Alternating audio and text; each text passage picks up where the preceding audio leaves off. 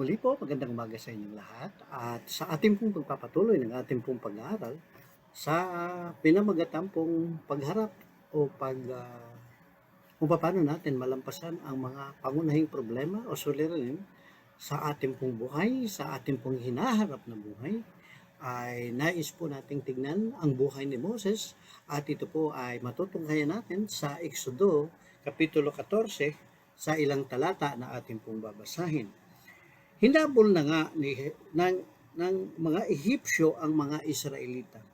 At sinabi ni Yahweh kay Moses, pabalikin mo ang mga Israelita at doon mo sila pagkampuhin sa tapat ng Peharihot ng Baal Zephon sa pamagitan ng Migdol at ng dagat. Aakalain ng Paraon na kayo'y nagkakaligaw-ligaw na sa ilang sapagkat hindi ninyo malaman ang lalabasan.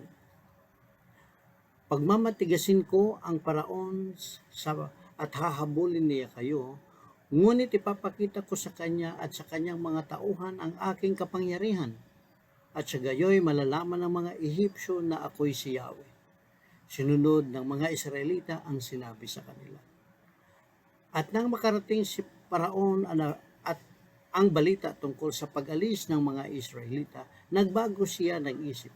Pati ang kaniyang mga tauhan, sinabi nila, bakit natin pinayagang umalis ang Israelita? Wala na ngayong maglilingkod sa atin.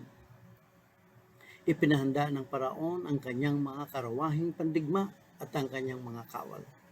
At dala niya 600 pangunahing karwahing pandigma, kasama rin ang lahat ng karwahe sa buong Ehipsyo. Bawat isa ay may sakay na mga punong kawal. Pinagmatigas ni Yahweh ang Paraon at hinabol nito ang mga Israelita na dooy pagtitiwalang naglalakbay. Hinabol nga sila ng mga Ehipsyo. Ang mga kawal ni Paraon sakay ang kanilang karwahe.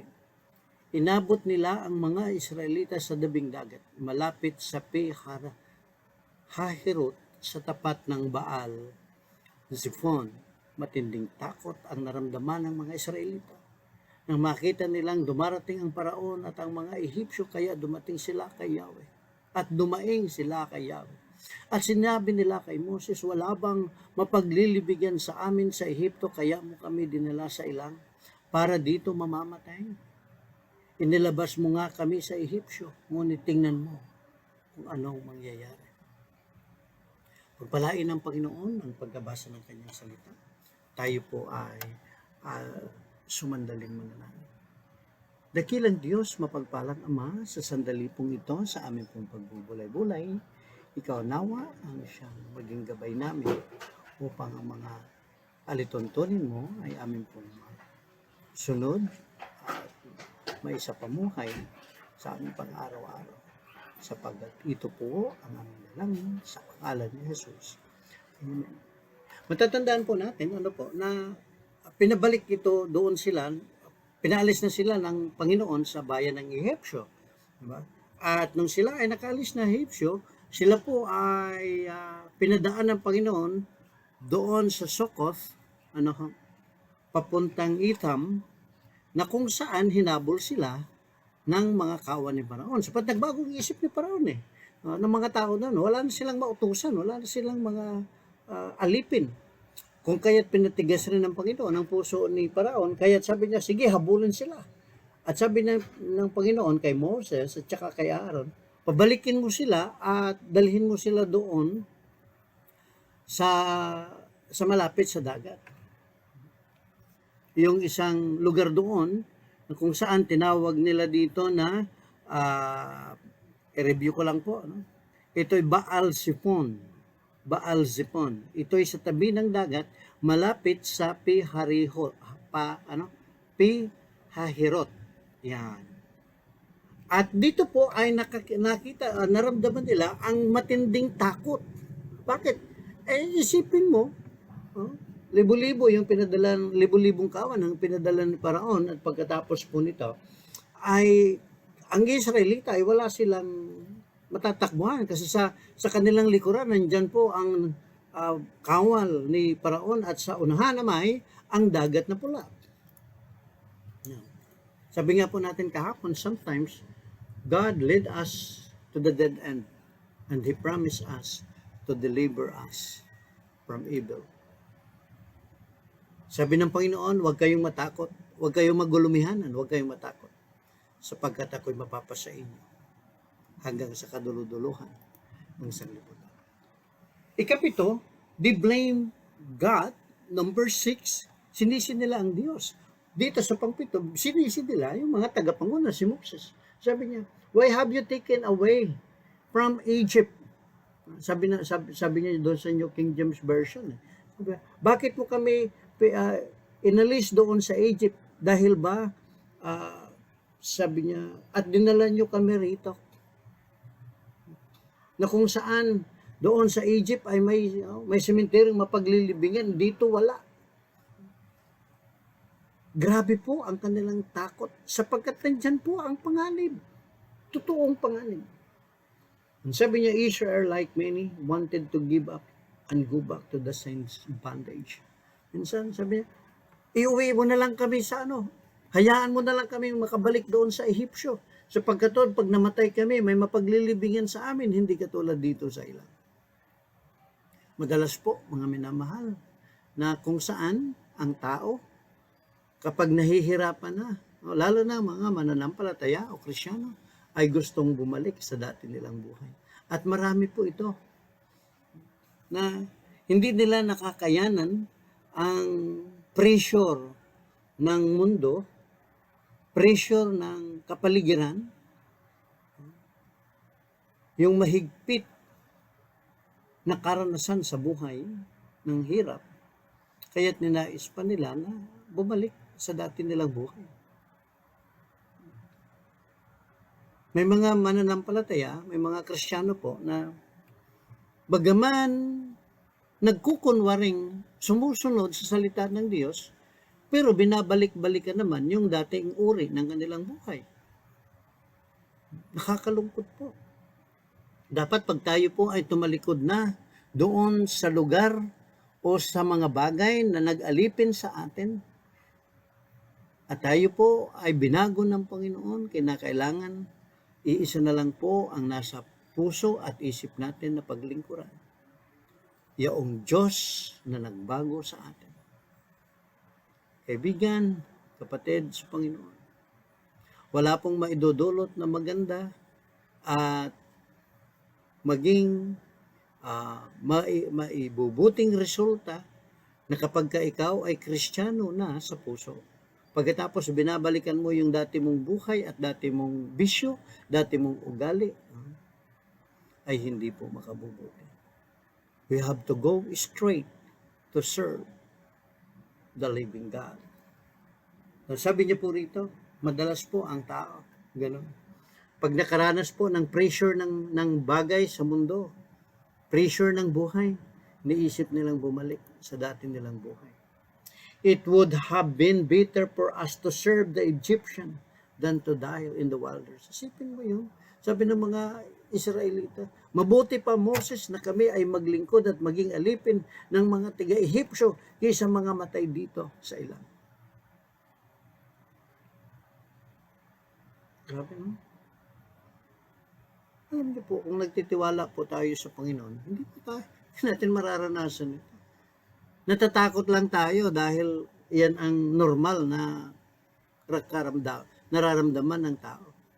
Pero kung magtiwala po tayo sa Panginoon at ipagkatiwala po natin ang buong buhay natin sa Kanya, sa Kanyang kapangyarihan, siya po ang gagawa ng kaparaan upang makamit natin ang tagumpay. Huwag nawa nating gayahin ang mga taga-Ehipsyo o yung mga Egyptians, mga Israelita, na ninais pa nila na bumalik doon sa Ehipto na magpakaalipin kaysa mga matay sa parang. Sa palagay po ba natin, hahayaan ng Diyos na mga matay ang kanyang bayan sa bayan ng Israel doon sa ilang, samantalang siya mismo ang duminig ng kanilang panalangin at kanilang paghihirap doon sa Ehipsyo, kung kaya't gumawa ang kaparaanan ng Panginoon sa pamagitan ni Moses at saka ni Aaron na ilabas ang kanyang bayan sa pagkaalipin ng mga Ehipsyo. At ngayon nandito na sila sa daan tungo doon sa lupang ipinangako ng Diyos. Bukod sa sinisisi nila ang Diyos, ang kanilang tagapanguna, mas nais pa rin nilang bumalik sa pagkaalipin kaysa matanaw ang buhay na sagana na pinangako ng Diyos. Una, sabi niya, attitudes to overcome problems. Ano po ang maging kaugalian natin? Pangalawa, para mapanagumpayan natin ang problema. Their problem was less than they might have faced elsewhere. Yung problema nila ngayon, saglit lang yan. Alam niyo po, sa bawat problema, may katugunan ng Panginoon. At sabi niya dito, ang kanilang problema ay napakaliit para doon sa mga haharapin sa hinaharap o sa darating. Ito pa, minsan, akala natin na tayo na pinagtakluban ng langit, pero alam niyo po baga na mayroong paghigit na taong mas mabibigat ang problema at pinagdaraanan sa buhay kaysa sa atin. Salamat na lang sa Panginoon. Sabi ko nga po, dahil sa bawat saglit na nakikita ko at napapag-aralan ko at nababasa ko, sa kanyang salita ayon sa kanyang pangako, ako po ay masaya at nagpapasalamat sapagkat alam ko, hahawakan ng Panginoon ang aking buhay at hindi niya ako pababayaan. At ipagkakaloob niya ang isang tagumpay sa isang tunay na sumusunod sa Kanya. Tulad ng mga Israel na kung tangi lamang na kanilang ano bang tawag dito? Patatagin yung kanilang pananampalataya sa Panginoon. Mapapanagumpayan nila ang suliranin sa kanilang harapan. God did not lead them on the road through Palestine territory. Tandaan natin, nung sila'y palabas na sa Ehipsyo, hindi idinaan ng Diyos ang Israelita doon sa teritoryo ng mga Palestino sapagkat maaari sila ay tambangan doon at sila'y mamamatay. Ngunit ang ginawa po ng Diyos, ay kanyang inilayo sa madadaanan nilang teritoryo ng kaaway. Ganon po kabuti ng Panginoon. Bagaman may mga suliranin po tayong kinakaharap, ilalayo niya tayo doon sa magiging kapahamakan ng ating buhay na ating pananampalataya. Sabi niya, the shortest way, if the people are faced with a battle, return to Egypt. Ito yung pinakamadali. Minsan, bukod sa sinisi natin ng Diyos, bukod sa sinisi ng tao, ang mga tagapanguna sa kanila, ang pinakamaiksing kaparaanan ng tao, harapin ang problema ay yung bumalik doon sa dati nilang buhay. Ito, ang mga Israelites, the shortest way in their mind, sabi niya, kung ganito rin lang naman ang mangyayari sa amin, kaya mabuti na lang umuwi tayo sa Ehipto, maging alipin uli ng Ehipsyo kaysa mamamatay dito sa wilderness o sa ilang. Kulang ba ang tiwala nila sa Panginoon? Sa kabila na nakita nilang kapangyarihan ng Panginoon. Mga minamahal, dapat ating pong ilagak ang ating pong tiwala at ang ating pong pananampalataya sa Panginoon. Sapagkat ang Diyos lamang ang kayang makapagtugon at gumawa ng mga kamanghamanghang bagay para tugunan at solusyonan yung problema na hinaharap natin sa buhay. They had not yet learned God's personal care for them. Hindi ba nila na nararamdaman yung personal na pagkalinga ng Diyos sa kanila? Isipin nyo yung 10 salot na pinadala ng Diyos sa Ehipsyo ay hindi sila nakasali. Pinatay ng Diyos ang lahat ng mga panganay ng anak ng Ehipsyo, maging ang kanilang hayop na alaga. Hindi naging kasali ang Israelita. Bakit? Sapagkat yun ang pangako ng Panginoon, na kanyang iingatan ang kanyang bayan ayon sa pinangako niya kay Moses.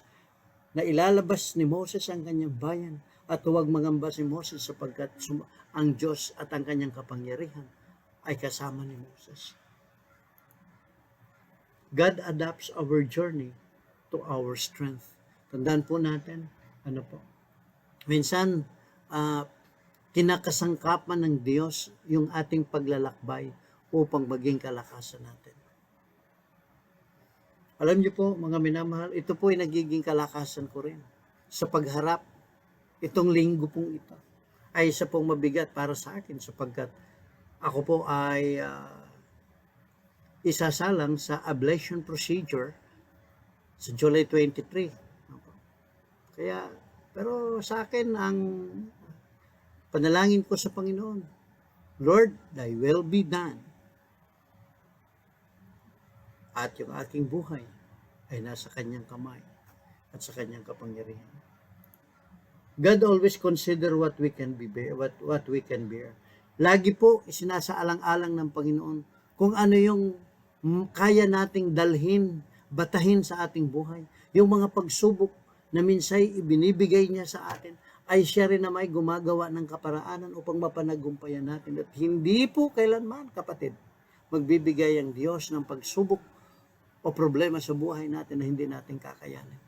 Sapagkat ang Diyos ang solusyon ng ating problema. Remember, your problem could be a lot worse. Oo, maaari ang bawat problema natin ay grabe, matindi. Subalit hindi po yan ubra sa kapangyarihan ng Panginoon. Prayer. God gave us a spiritual leader who has utterly learned to trust. Sabi niya, sa panalangin, salamat sa Diyos sapagkat binigyan niya tayo. Ang Israel ang siyang halimbawa para sa atin na binigyan ng Diyos ng isang tagapanguna na kung saan doon matutunan ang pagtitiwala ng lubusan sa Diyos. Gayon din po rin na tayong mga kapatid sa Panginoon, tayong mga anak ng Diyos. Binigyan niya tayo ng kanyang salita, maging ang tagapagturo na tulad namin, upang tayo po ay matuto na magtiwala din sa kapangyarihan ng Diyos. Sometimes, there is no time to extend prayer. So we must take action. Lord said to Moses, why are you crying out of me? Tell the people, get moving. Sabi ng Panginoon kay Moses, hindi dapat na masukol kayo ng problema. Bakit pa kayo nananalangin sa akin? Sasabihin mo sa tao, patuloy sila. Tuloy lang sila sa paglakad. Tuloy lang sila sa paglayo sa Ehipsyo. Huwag kayong matakot, huwag kayong umiyak, huwag kayong mangamba, huwag kayong maguluhan sapagkat tunay po ang pangako ng Panginoon. And God watches your back. And sabi niya dito, ang Panginoon siyang mag-iingat sa atin. The angel of God who went before the camp of Israel went behind them on the pillar of cloud, stood behind them. Oh, galing po. Napakaganda. Amen po dito. Sapagkat ito po, sa mga nagtitiwala sa anak ng Diyos, doon po sa Israel, sa pamamagitan ni Moses na kanyang inilagak ang kanyang pag-asa at tiwala sa Panginoon. Ang ginawa po ng Diyos ay inutusan niya ang kanyang anghel pumunta sa likuran ng kampo ng mga Israelita at siya po'y nanatili doon bilang isang haligi ng ulap at na siya'y tumayo doon upang harangan ang Ehipsyo sa paglusob, pagpuksa sa bayan ng Israel. At kailanman hindi po hahayaan ng Diyos, mga kapatid, na tayo po ay masasaktan. Hindi po kailanman pababayaan ng Diyos ang kanyang anak na nagtitiwala sa Kanya. Sapagkat ayon sa kanyang pangako, I will never leave you, nor forsake you, saith the Lord our God. Mga minamahal, yan po ay tapat na pangako ng Diyos sa nagtitiwala sa Kanya. Muli po, ito si Pastor Jan at ito po ang ating morning meditation. Nawa ang biyaya ng Diyos sa pamagitan ng ating pong napapagbulay-bulayan ay maging pagpapala sa atin. Tayo po ay manalangin. Dakilang Diyos, mapagpalang Ama, marami pong salamat sapagkat ipinakita mo at ipinahayag kung paano mo iningatan ang bayan ng Israel sa problema na kung saan kanilang kinakaharap ay yung ipinadala ang iyong anghel. Protektahan sila sa siguradong kapamakan. Gayon din po kami, Panginoon, tulungan po kami na aming mailagak ang lubos naming tiwala sa iyo, ang aming buhay. Naingatan po, tulad ng iyong pag-iingat sa iyong bayan Israel. Pagpalain mo po itong napagbulay-bulayan naming salita sa aming mga puso upang kami rin naman makapanagumpay sa mga problema ng hinaharap ng amin po. Pagpalain po, Panginoon, ingatan po kami, ilayo po kami sa anumang karamdaman at iyong banal na presensya ang siyang magwagabay sa amin. At gayon, sa walang hanggang pag-ibig ng Diyos Ama at ang biyaya ng Panginoon Kristo, ang pagkikipisang pag-aliw, paggabay ng banal na Espiritu siyang sasaatin mula ngayon hanggang sa pagbabalik ng ating tagapagligtas sa pangalan ni Jesus.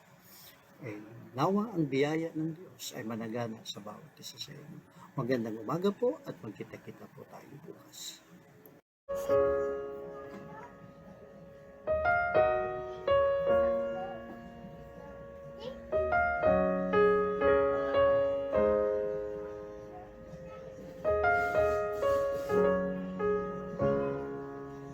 There is peace in Christ when we learn of Him. Feel the love He felt for us when He bore our sins.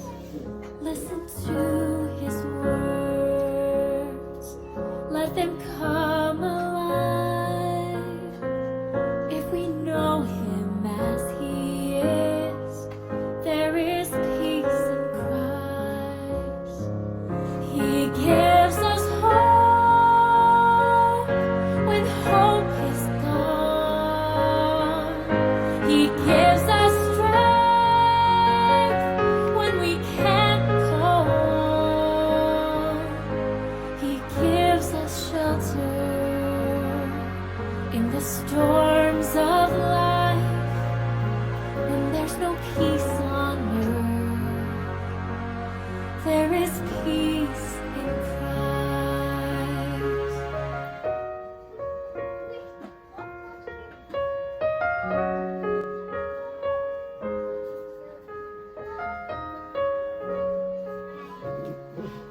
There is peace in Christ when we walk with Him through the streets of Galilee to Jerusalem. Mend the broken hearts, dry the tear-filled eyes. When we live the way He lives, there is peace in Christ. He gives us hope when hope is gone.